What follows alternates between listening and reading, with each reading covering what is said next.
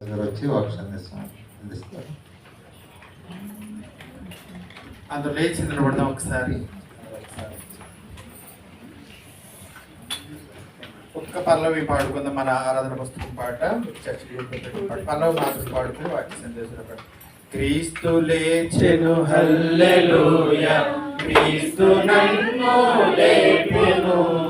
క్రీస్తు లేచెను హల్లెలూయా, క్రీస్తు నన్ను లేపెను.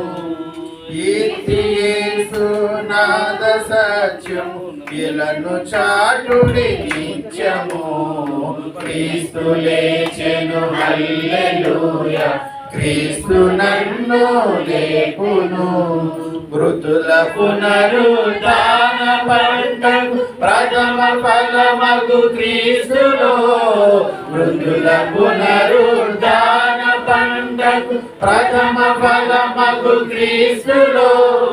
మృతులు లేచును నేను లేతును, నాదు వరుసలో నిజమది. క్రీస్తు లేచెను హల్లెలూయా, క్రీస్తు నన్ను లేపును. మన తండ్రి అయిన దేవుని నుండి ప్రభువైన యేసు క్రీస్తు నుండి కృప సమాధానం కలుగును గాక. ఆమె దయచేసుకొచ్చున్నాండి. క్రీస్తునందు ప్రియ పరిశుద్ధ దేవుని బిడ్డలైన వాళ్ళారా, దేవుడు మరి 2026 సంవత్సరం ఈస్టర్ పండుగలో మనందరం కూడా ప్రభుని ఆత్మతో సత్యంతో ఆరాధించడానికి దేవుడిచ్చిన గొప్ప భాగ్యాన్ని బట్టి 40 దినాల శిలువ యాత్రా కాలంలో, శిలువ ధ్యాన కాలంలో దేవుడు మనకు ఎంతగానో తోడుగా ఉంచి మరి పరిస్థితులు ఎలా ఉన్నప్పటికీ కూడా ప్రభుని నమ్మకంగా వెంబడించడానికి మరి ముఖ్యంగా ఉపవాసంలో ఆచరించిన బిడ్డలు అనేక మంది ఉన్నారు. వారందరికీ దేవుడు ఆరోగ్యము బలం ఇచ్చారు. వారు ప్రార్థించిన ఆ యొక్క ప్రార్థన ప్రతిఫలం కూడా వారు నిండుగా పొందుకోవాలని నేను కోరుకుంటూ చేరువచ్చిన మీ అందరిని బట్టి, ఇంకా మన సంఘ బిడ్డలు అందరిని బట్టి దేవుని నామమునకు కృతజ్ఞతాస్తుతులు చెల్లిస్తూ మీ అందరికీ వందనాలండి. క్రీస్తు నేడు లేచెను, క్రీస్తు నేడు లేచెను. క్రీస్తునందు ప్రియ దేవుని బిడ్డలారా, మత్తయి సువార్త 28వ అధ్యాయం తెరిచి పట్టుకోనండి. కొన్ని మాటలు అందులోంచి మనము మాట్లాడుకుందాం. మీరు కేవలం అలా తెరిచి పట్టుకోండి, కొన్ని విషయాలు ఆలోచించాలి. ఈరోజు మన అంశం పునరుత్థాన బలం అనే అంశం గురించి. చూడండి, ఒక ఊరిలో ఒక నిజంగా జరిగిన సంఘటన. ఒక ఊరిలో ఒక ఇంట్లో ఆ కుటుంబ యజమాని అంటే భర్త చనిపోయిన లేకపోతే ఒక మరణం సంభవించిన కుటుంబం ఎలా ఉంటుంది, మరణం సంభవించిన వీళ్ళు ఎలా ఉంటుంది, అందరూ కూడా ఏడుపు ముఖాలతోటి విషాదము దుఃఖము, అయ్యో మా భార్యను కోల్పోయానని భార్య, భర్తను కోల్పోయిన భార్య, తండ్రి కోల్పోయిన బిడ్డలు, అన్నదమ్ములు అందరూ కూడా దుఃఖంతో ఉంటారు, అందరూ కూడా విషాదంతో ఉంటారు. సరే, మనం ఒకసారి ఆ దృశ్యాన్ని గుర్తు తెచ్చుకుందాం. అలాంటి దృశ్యాన్ని అయితే ఇంకా ఆ డెడ్ బాడీని బరియల్కి తీసుకువెళ్ళవలసిన సమయం వచ్చింది. అయితే ఆ బరియల్కి తీసుకువెళ్తున్న సమయంలో ఇంకా బాక్స్ని మూవ్ చేస్తారు, తీసుకెళ్తారు అనగా ఇంక ఏడుపులు ఇంకా ఎక్కువైపోతాయి కదండి. ఏడుపులు ఇంకా ఎక్కువైపోతూ ఉంటాయి. అందరూ ఇంకా గట్టిగా ఏడుస్తూ ఉంటారు.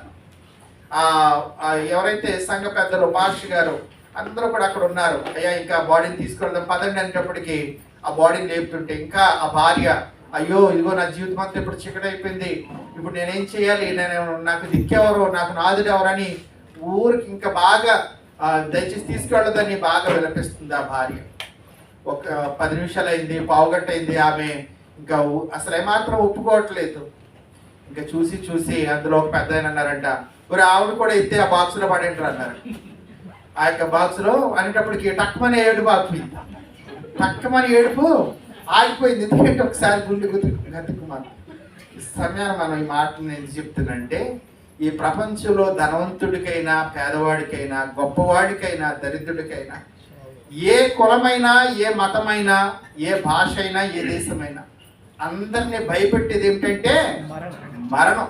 అందరికీ భయం పెట్టేది ఏమిటంటే మరణం. ఇంతవరకు మన జీవితంలో చరిత్రలో మరణం గురించి అనేకమైన కథలు ఉన్నాయి, అనేకమైన నమ్మకాలు ఉన్నాయి, అనేక రకాలైన పురాణాలు ఉన్నాయి. కానీ మరణం అనేది మరణం తర్వాత జీవితం ఎలా ఉంటుందని ఎవరో చెప్పలేకపోయారు. మరణం తర్వాత జీవితం ఎవరో చెప్పలేకపోయారు. ఈ సమయాన మరణము మర్మమై ఉన్నది అని బైబిల్ చెప్తుంది. మరణం అంటే ఎలా ఉన్నదంట? అదొక మర్మము, మిస్టరీ. ప్రీతిన బిడ్డ, మరణం అనేది ట్రాజడీయే కాదు, మర్మము. అయితేనంట యేసుక్రీస్తు ప్రభు ఈ లోకానికి వచ్చి మరణించి తిరిగి లేవడం ద్వారా, తిరిగి పునరుద్ధారుడవడం ద్వారా మరణం తర్వాత జీవితం ఎంత అద్భుతంగా ఉంటుందో, మరణం తర్వాత జీవితం ఎంత మహిమకరమైనదో ప్రపంచానికి తెలియజేశారు. ప్రీతిన బిడ్డ, ప్రపంచానికి తెలియజేశారు. ఈ సమయాన ఈ యొక్క మగ్దలేన మరియా, అలాగే యాకోబు తల్లి అయిన మరియా, సలోమి, వీరు యేసు ప్రభు యొక్క డెడ్ బాడీకి, యేసు ప్రభు యొక్క శవమునకు పుయ్యాలని కొన్ని సెంట్లు, పెర్ఫ్యూమ్లు పట్టుకుని వారు బయలుదేరారు. అయితేనంట యూదుల సమాధి ఇదిగో అలాగే గుహలుగా ఉంటుంది, దానికి అడ్డంగా రాయి తొలగింపబడింది. ఆ రాయిని స్త్రీలు కదిలించలేరు, ఆ రాయి మన కోసం ఎవరు తొలిస్తారు అని ఒక డౌట్ ఉంది. కానీ దేవుడే చూసుకుంటాడు అంతే. వారు ఏమిటంట నమ్మకం, మనం వెళ్ళేది యేసు ప్రభుని కాబట్టి పూజించడానికి, దేవుడే చూసుకుంటాడు. వారు వెళ్ళారు, వారు వెళ్ళేటప్పటికి వాడి నమ్మకం నిజమైంది. దేవదూత వచ్చి ఆల్రెడీ ఏం చేసిందంట, రాయి దొర్లించేసింది. దొర్లించేయడమే కాదు కానీ ఆ స్త్రీలతో చెప్తుంది, అమ్మా మీరు ఎవరిని వెతుకుతున్నారో నాకు తెలుసు, మీరు వెతుకుతున్న యేసు ఆల్రెడీ తిరిగి సమాధిలోంచి లేచాడు. తిరిగి లేవటమే కాదు, ఆయన ఎక్కడికి వెళ్తున్నాడంటే గలిలయకు వెళ్తున్నాడని ఆ యొక్క దేవదూత చెప్పింది. ఇది కూడా యేసు ప్రభు వారు ముందే చెప్పారు. మీరు చదువుకుంటే కనుక మత్తయి సువార్త 26వ అధ్యాయం ఆ ముందు పేజీలోనే 32వ వచనం, 26, 32లో నేను లేచిన తర్వాత గలిలయకు వెళ్ళవలెను అని యేసు ప్రభు వారు చెప్పారు. ప్రీతిన బిడ్డ, సరే ఇప్పుడు చనిపోయిన యేసు ప్రభు, చనిపోయిన డెడ్ బాడీ ఆయన పూజిద్దామనుకుని వస్తే ఈ ముగ్గురు స్త్రీలకు దేవదూత చెప్పిన మాట ఏమిటంటే, ఆయన లేచాడమ్మా, ఆయన సజీవుడు, ఆయన సజీవుడు. పరిశుద్ధ గ్రంథంలో, ప్రకటన గ్రంథంలో ఉంటుంది, నేను మృతుడునైతిని, ఇదిగో యుగములకు సజీవుడుని అంటూ ఉంటాడు. ఆ మాట అంటే మన ప్రభువు మరణించలేదన్నమాట, మరణించి తిరిగి లేచాడని వాళ్ళకంట భయమును మహానందం కలిగిందంట. ఒకసారి చూడండి 28వ అధ్యాయం 8వ వచనం చూడండి. మత్తయి, వారు భయముతోనూ మహా ఆనందంతోనూ సమాధి వద్ద నుండి త్వరగా వెళ్ళి ఆయన శిష్యులకు ఆ వర్తమానము తెలుపు పరిగెత్తుచుండగా యేసు వారిని ఎదుర్కొని మీకు శుభమని చెప్పారు. చూడండి, యేసు ప్రభు బ్రతికుండగా, యేసు ప్రభు భూమి మీద జీవించినంత కాలం గొప్ప ప్రసంగాలు చేశారు కదండి. ఆయన 3 రోజులు ఏకదాటిగా ప్రసంగం చేశారు. మత్తయి సువార్త 5వ అధ్యాయంలో కొండ మీద ప్రసంగం చేశారు, సముద్ర తీరంలో ప్రసంగం, ఇళ్లలో అనేక మందితో అనేక అద్భుతంగా మాట్లాడారు. ఆయన లాగా ఇంకెవరో మాట్లాడలేరు. అయితేనంట ఇప్పుడు పునరుద్ధానుడై తిరిగి లేచిన తర్వాత ఆయన మాట్లాడిన మొట్టమొదటి మాట ఏమిటంటే, మీకు శుభము, మీకు శుభము. ఇక్కడే ఒక విషయం మీకు తెలియజేయాలని ఆశపడుతున్నాను. సాధారణంగా మనుషులు మరణాన్ని అశుభంగా భావిస్తారు, అవునా కదండి? మరణాన్ని ఎలా భావిస్తారు? అశుభంగా భావిస్తూ ఉంటారు. మరణాన్ని కీడుగా భావిస్తారు. ఒకవేళ మన వీధిలో ఎవరైనా చనిపోయారనుకోండి, పిల్లల్ని ఏ షాప్ దగ్గరకో లేకపోతే ఏదో సరుకులు తీసుకురామని పంపిస్తూ ఉంటారు. ఒరే వీధంటే వెళ్ళొద్దు, అలా తిరగేసుకుని వెళ్ళు. ఏమంటారు వాళ్ళ అమ్మగారు వాళ్ళ నాన్నగారు? ఏమంటారు, ఒరే నువ్వు షాప్ దగ్గరికి దాటుకుని వెళ్ళాలి కాబట్టి తిన్నగా వెళ్ళొద్దు, కొంచెం పక్క వీధిలోంచి వెళ్ళి ఆ షాప్కి వెళ్ళి పట్టుకురా. ఎందుకంటే మరణం అనేది ప్రతి కీడుకు సూచన. అంతేకాదు కొంతమంది ఏదైనా డెత్ జరిగితే కనుక 3 నిద్రలు వేరే వారి ఇంట్లో నిద్రపోయి చేస్తూ ఉంటారు. 6 నెలల వరకు శుభకార్యాలు చేయరు. కారణం ఇవన్నీ నమ్మకాలు ఎందుకు వచ్చినాయి అంటే, మరణం అనేది అశుభం, మరణం అనేది కీడు, మరణం అనేది నష్టం. ప్రియమైన బిడ్డ, కానీ యేసు ప్రభు తిరిగి లేచిన తర్వాత మొట్టమొదటి ఏ పదాన్ని ఉపయోగిస్తున్నారంటే, అమ్మా మీకు శుభం. శుభం అనే మాట చూడండి ఎంత బాగుందో. శుభం అంటే ఏంటి అర్థం? మంచిది, బ్లెస్సింగ్, దీవెన. ప్రియమైన బిడ్డ, దీవెన. అవును, యేసయ్య కీడుగా ఉన్న మరణాన్ని మరణింపచేసి, ఓ మరణమాని ముల్లెక్కడ, ఓ మరణమాని విజయముక్కడని మరణాన్ని శుభముగా మార్చివేశాడు. ప్రియమైన బిడ్డ, మరణాన్ని శుభముగా మార్చివేశాడు. అంతేకాదు పౌలు భక్తుడు ఏమంటూ ఉంటాడు, నా మట్టుకు బ్రతుకుడి క్రీస్తే చావైతే లాభము. నా మట్టుకు బ్రతుకుడి క్రీస్తే చావంట లాభం. అదే ప్రపంచమంతా మరణాన్ని కీడుగా భావిస్తున్నారే, అశుభంగా భావిస్తున్నారే, అంటుగా భావిస్తున్నారే, మైలుగా భావిస్తున్నారే, దూరం దూరం అంటారే, తప్పించుకుని తిరుగుతారే. కానీ క్రైస్తవుడికి ఏంటంటేనంట, నా మట్టుకు బ్రతుకుడి క్రీస్తు అంటే, చావైతే లాభము. ఈ సమయాన్ని చూడండి, మీకు శుభమని చెప్పినప్పుడు ఆ 9వ వచనంలో మనం చూస్తుంటే, వారు ఆయన యొద్దకు వచ్చి ఆయన పాదములు పట్టుకుని ఆయనకి ఏం చేశారంట, మ్రొక్కగా. ఆయనకి ఏం చేశారంట, ఆయన దగ్గరికి వచ్చి ఆయన పాదములు పట్టుకుని ఆయన మ్రొక్కారు. మ్రొక్కటం అంటే అక్కడ ఏదో తల వంచారని అర్థం కాదండి. మ్రొక్కడం అంటే అర్థం ఏమిటంటే, దే ఆర్ వర్షిప్డ్. ప్రీతిన పిల్ల ప్రభువుని ఏం చేశారంటే వారు ఆరాధించారు. ప్రీతిన పిల్ల ప్రభువును పూజించారు, ప్రభువును మహిమపరిచారు, స్తోత్రార్పణ చేసి. ఎప్పుడంటే ఆయన శుభమని చెప్పాడు. చూడండి, ఈ సమయాన్ని మనం ఆలోచన చేస్తుంటే, యేసు ఎవరో నీకు తెలియనంత కాలం నువ్వు చేసే ఆరాధన కాదు. యేసు నువ్వు ఎవరో తెలుసుకున్న తర్వాత అప్పుడు ఆయన ఆత్మతోనూ సత్యంతోనూ ఆరాధించగలవు. ఈ సమయాన్ని మీరు ఎప్పటికే యూట్యూబ్లో చూసుంటూ ఉంటారు. ఈ సంవత్సరం ప్రత్యేకత ఏమిటంటే, ఈ సంవత్సరం మన నిజంగానే ప్రత్యేకత. యుద్ధ భయంలో బిక్కుమంటూ మనం గుడ్ ఫ్రైడే ఇష్టారాధన జరిగించుకుంటున్నాం, కానీ ఇందులో ఒక మేలు దేవుడు దాచించాడు. ఆనాడు 2000 సంవత్సరాల క్రితము యేసు ప్రభు వారు చనిపోయిన డేట్ ఏ డేట్ అంటే ఏప్రిల్. చెప్పాలి మీరందరూ, చూడగా ఏప్రిల్ 3 AD క్రీస్తు శకం 33వ సంవత్సరం ఏప్రిల్ 3వ తారీఖు గుడ్ ఫ్రైడే ఆయన చనిపోయారు. ఏప్రిల్ 5వ తారీఖు అంటే ఈ రోజు ఆయన సమాధిలోంచి తిరిగి దేవుడు అంత ఆధిక్యత ఇచ్చాడు. ఒకసారి చెప్పకూడదమ్మా. దేవుడు ఆయన తిరిగి లేచిన రోజున నిన్ను ఆరాధనలో, దేవాలయంలో కూర్చోబెట్టారు. సరే, నేను క్లుప్తంగా ముగిస్తాను ఒక 5 నిమిషాలు. అదేమిటంటే, మీలో బాప్తిస్మం పొందిన వారు ఎంతమంది? ఒకసారి చేతులు చూపించండి. మీలో బాప్తిస్మం పొందిన వారు ఎంతమంది? దేవుని స్తోత్రం, మంచిదండి. అయితే ఇక్కడ మీరు బాప్తిస్మము అనగా అర్థం ఏమిటో తెలుసుకున్నారా? మీరు బాప్తిస్మం పొందారు. మనకి బాప్తిస్మం అనగానే స్ట్రైక్ అయ్యేది ఏంటంటే, చిలకరింపు బాప్తిస్మం, ముంచుడు బాప్తిస్మం, జెండా కింద నుంచి. ఇది కాదు నేను అడిగేది. నేను ఇది అడగట్లేదు, ఎలాగ పొందారంటలా. అసలు బాప్తిస్మము అంటే ఏమిటి? బాప్తిస్మము అంటే బాప్తిస్మం యొక్క అర్థం తెలిస్తే మనకి పునరుత్థాన బలం తెలుస్తుంది. రోమాపత్రిక 6వ అధ్యాయము 3-4 వచనాలు ఒకసారి చదువుదాం. రోమాపత్రిక 6వ అధ్యాయము 3-4 వచనాలు నేను చదువుతున్నాను. క్రీస్తు యేసులోనికి, రోమా 6:3-4, క్రీస్తు యేసులోనికి బాప్తిస్మం పొందిన మనమందరము ఆయన మరణంలోనికి బాప్తిస్మం పొందితే మరి మీరు ఎరుగరా? కాబట్టి తండ్రి మహిమ వలన క్రీస్తు మృతులలో నుండి ఎలాగ లేపబడినో అలాగే మనమును నూతన జీవం పొందిన వారమై నడుచుకున్నట్లు మనము బాప్తిస్మం వల్ల మరణంలో పాలు పొందుటకై ఆయనతో కూడా పాతి పెట్టబడితిమి. క్రీస్తునందు ప్రియమైన బిడ్డలారా, బాప్తిస్మము అనగా అర్థం ఏమిటంటే, యేసు యొక్క మరణంలోనికి నువ్వు ఐక్యం అవటం. ప్రియమైన బిడ్డ, అసలు యేసు ప్రభు ఎందుకు చనిపోయారు? యేసు ప్రభు ఎందుకు చనిపోయారు? నిన్ను ప్రేమించబట్టి, నన్ను ప్రేమించబట్టి, నీకు బదులుగా, నాకు బదులుగా, నీ స్థానంలో, నా స్థానంలో. ఇస్సాకుని తీసుకువెళ్ళాడు కదా అబ్రహాము బలి అర్పించడానికి. కానీ ఇస్సాకు బలి అర్పించబడ్డాడా? ఇస్సాకు స్థానంలో ఎవరు అర్పించబడ్డారు? గొర్రెపిల్ల. ఇదిగో లోక పాపును మోసుకుని పోయే గొర్రెపిల్ల ఇస్సాకు విడిపించబడ్డాడు కదా. ప్రియమైన బిడ్డలారా, నువ్వు నేను విడిపించబడాలంటే యేసుక్రీస్తు ప్రభు వారు కల్వరి శిలువలో ఆయన మరణం పొందారు, ప్రాణం పెట్టారు. ఈ సమయం మనం ఆలోచన చేస్తుంటేనండి, యేసు ప్రభు పొందిన మరణం. ఇంకొక చిన్న ప్రశ్న, యేసయ్య పొందిన మరణం మొదటి మరణమా, రెండవ మరణమా? 2 మరణాలు ఉన్నాయి కదా మనకి పరిశుద్ధ గ్రంథంలో. 2 మరణాలు ఉన్నాయి. యేసయ్య పొందిన మరణం మొదటి మరణమా, రెండవ మరణమా? ఆలోచించే. యేసయ్య పొందిన మరణం రెండవ మరణం. ప్రియమైన బిడ్డ, ఎందుకంటే యేసయ్య మొదటి మరణం పొందడానికి మనకులాగా శరీరాన్ని ధరించుకుని వచ్చాడు, కానీ తల్లి తండ్రి వల్ల కలిసిన వ్యక్తి కాదు. ఆయన శరీర మరణం కాదు. ఆయన పొందింది రెండవ మరణం. ఆయన పొందిన ఏ మరణం అంటే, పాపంలో వచ్చి జీతము, ఆ మరణం అంట. మన పాపమును ఆయన భుజాల మీద వేసుకున్నాడు. మన పాపిస్థానాన్ని ఆయన తీసుకున్నాడు. మన శాపాన్ని ఆయన భరించడానికి మన పాపాన్ని ఆయన భుజస్కంధాల మీద వేసుకుని ఆయనే పాపముగా మారి, ఏమంటూ ఉంటాడు కొరింథీ పత్రికలో, మనము దేవుని నీతి ఎదునట్లు మన కోసము ఆయన పాపముగా మారిను అంటున్నాడు. మన కోసం ఆయన పాపం.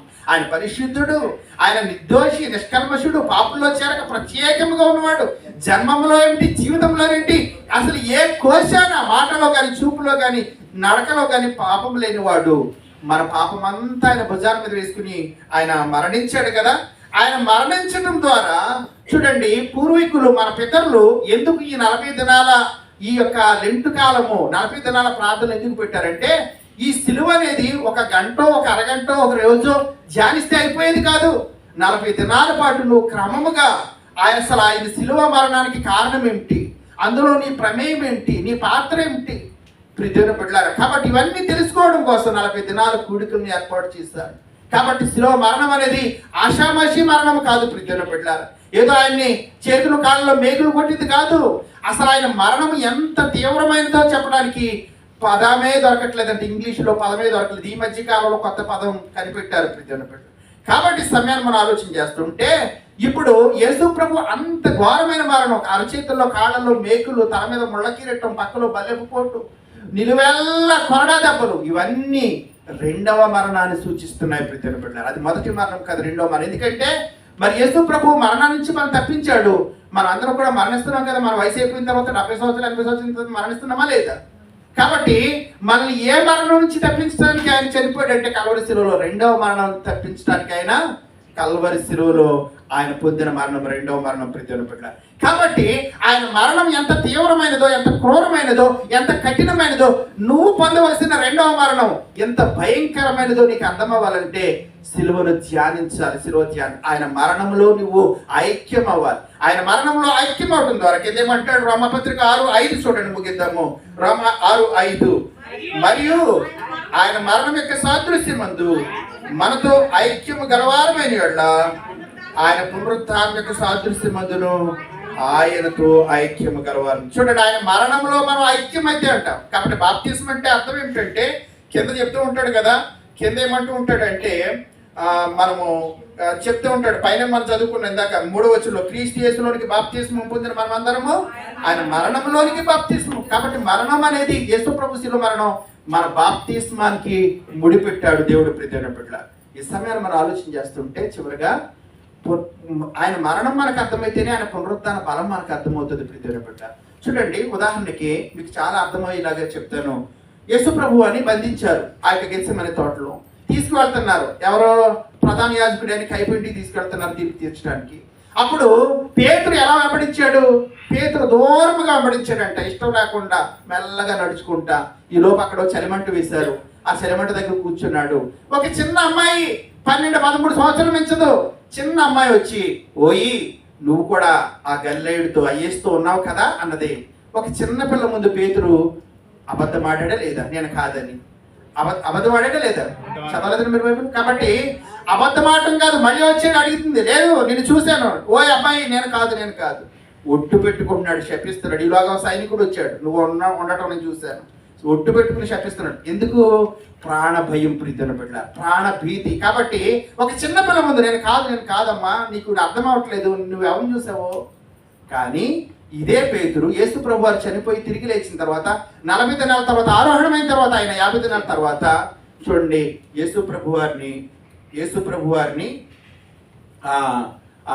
ఆరోహణం అయిపోయిన తర్వాత అపోస్తల కార్యం గ్రంథంలో మనం చూస్తే కనుక హేరోదు యేసయ్య 12 మంది శిష్యుల్లో మొట్టమొదటి హతసాక్షి ఎవరంటే యాకోబుని తల నరికించి చంపేశారనమాట. ఇద్దరిని జైల్లో పెట్టారు, ఒకడు పేతురు, రెండోది యాకోబుని ఆల్రెడీ హేరోదు చంపించేశాడు. ఇంకా నెక్స్ట్ ఎవరో పేతురుని సిలువేస్తాడో లేకపోతే తల నరికిస్తాడో, మొత్తం మీద మరణం అయితే ఖాయం. అయితేనంటే ఎంత భయం ఉండాలి, రేపు చచ్చిపోతున్నాం అంటే కనుక ఎంత భయమో అంత ఉండిపోవాలి. కానీ పేతురు హాయిగా నిద్రపోయాడంట, కారణం ఏంటి తెలుసా? నన్ను పిలుచుకున్నవాడు ఆయన, నన్ను ఉంచుతాడో లేదో ఆయనకి తెలుసని హాయిగా నిద్రపోయాడు. అని ఇంతకు ముందేమో ఒక 40-50 రోజుల క్రితము ఒక చిన్న పిల్ల ముందు నువ్వు ఆయనతో ఉన్నావు కదా అంటే, నేను కాదు నువ్వు ఎవరు చూసావని వణికిపోయాడే, భయపడిపోయాడే, అబద్ధం ఆడాడే పేతురు. అదే పేతురు రేపో ఎల్లుండో చనిపోతాడేమో, ఇంకా నెక్స్ట్ ప్రయారిటీ నీదే అనుకున్న సందర్భంలో హాయిగా ఎలా నిద్రపోయాడు. కారణం పునరుత్థాన బలం ప్రియమైన బిడ్డలారా, పునరుత్థాన బలం ఆయనలోకి వచ్చింది. ఈ సమయాన్ని మనం ఆలోచన చేస్తుంటే ప్రియమైన బిడ్డలారా, ఫిలిప్పీ పత్రిక 3:20లో చెప్తున్నాడు చివరిగా మన పౌరస్థితి పరలోకమందున్నదని ఎదుగుతూ. కాబట్టి లోకమైతే మరణానికి భయపడుతూ ఉంటుంది, లోకం మరణాన్ని చూసి వణికిపోతూ ఉంటుంది. కానీ సమయాన్ని మనం ఆలోచన చేస్తుంటే క్రైస్తవుడికి మరణం అంటే క్రీస్తును కలుసుకోవడానికి ఒక మెట్టు ఎక్కినట్టు ప్రియమైన బిడ్డలారా, ఒక మెట్టు పైకి ఎక్కినట్టు. కాబట్టి సమయాన్ని మనం ఆలోచన చేస్తుంటే కనుక మనము మరణానికి అందుకే భయపడవు. ఎందుకంటే మన దేవుడు మరణాన్ని జయించి లేచాడు, ఆయన పునరుత్థానుడిగా తిరిగి సజీవుడయ్యాడు. చివరిగా 2 కొరింథీ పత్రిక 5:15 అంటున్నాడు పౌలు భక్తుడు. 2 కొరింథీ 5:15 మీరు చూస్తూ ఉంటే కనుక, జీవించు వారికి మీదట మీ నిమిత్తము కాక తమ నిమిత్తము మృతి పొంది తిరిగి లేచిన యేసు కొరకే కాబట్టి ప్రభువు మనల్ని రక్షించాడు, మనం విమోచించాడు, మన కోసం పునరుత్థానుడైన సత్యం మనం తెలుసుకుంటే కనుక ఇక జీవితం మన కోసం జీవించుకున్న ప్రభువు కోసం, ప్రభు సాక్షులుగా, ఆయన బిడ్డలుగా మనం జీవించడానికి పునరుత్థాన బలంతో ఈ లోకంలో ముందుకు సాగడానికి పరిశుద్ధాత్మ దేవుడు మనందరికీ సహాయం చేసి నడిపించును గాక.